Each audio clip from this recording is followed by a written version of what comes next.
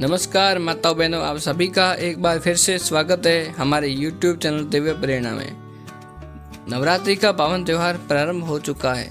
नवरात्रों का ये पावन त्यौहार 9 दिनों तक मनाया जाता है। इस 9 दिनों में माँ दुर्गा के 9 अलग अलग स्वरूपों की पूजा की जाती है। नवरात्रि के पहले दिन माँ दुर्गा के शैलपुत्री स्वरूप की पूजा की जाती है। अपने दाहिने हाथ में त्रिशूल धारण किए, बाएं हाथ में कमल को शोभित किए, वृषभ पर सवार नव दुर्गा में प्रथम देवी शैलपुत्री है, जिन्हें सती के नाम से भी जाना जाता है। माता शैलपुत्री की कथा के अनुसार एक बार प्रजापति दक्ष ने एक बहुत बड़े यज्ञ का आयोजन किया। इस यज्ञ में उन्होंने सभी देवताओं को अपना अपना योग्य भाग प्राप्त करने के लिए आमंत्रित किया, परंतु उन्होंने भोलेनाथ को निमंत्रण नहीं भेजा। जब माता सती को यह ज्ञात हुआ कि उनके पिता एक अत्यंत विशाल यज्ञ का अनुष्ठान कर रहे हैं, तब उनका मन वहां जाने के लिए बेचैन हुआ। उन्होंने भोलेनाथ को अपने मन की सारी व्यथा बताई। भोलेनाथ बोले, देवी प्रजापति दक्ष शायद हमसे किसी बात पर रूठ गए हैं, इसीलिए उन्होंने सभी देवताओं को अपना अपना यज्ञ भार समर्पित किया, परंतु उन्होंने हमें नहीं बुलाया, ना ही हमें कोई सूचना भेजी, इसलिए आपका वहां जाना उचित नहीं होगा। भोलेनाथ की यह बात सुनकर माता सती का मन शांत नहीं हुआ। पिता के द्वारा किए गए यज्ञ में सम्मिलित होने और अपनी माताओं और बहनों से मिलने की उनकी इच्छा और प्रबल होती जा रही थी।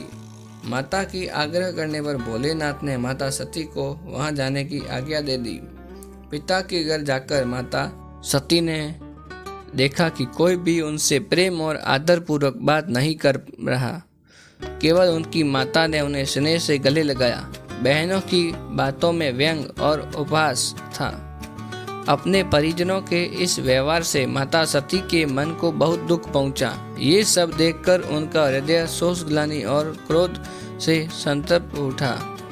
वे सोचने लगी, भोलेनाथ की बात ना मानकर यहाँ आकर मैंने सबसे बड़ी गलती करी है।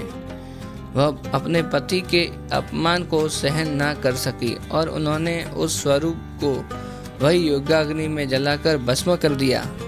इस दुखद घटना को सुनकर भोलेनाथ ने क्रोध में आकर अपने गणों को भेजकर दक्ष के उस यज्ञ का पूर्व विध्वंस करवा दिया। सती ने योगाग्नि द्वारा अपने शरीर को भस्म कर अगले जन्म में शैलराज हिमालय की पुत्री के रूप में जन्म लिया।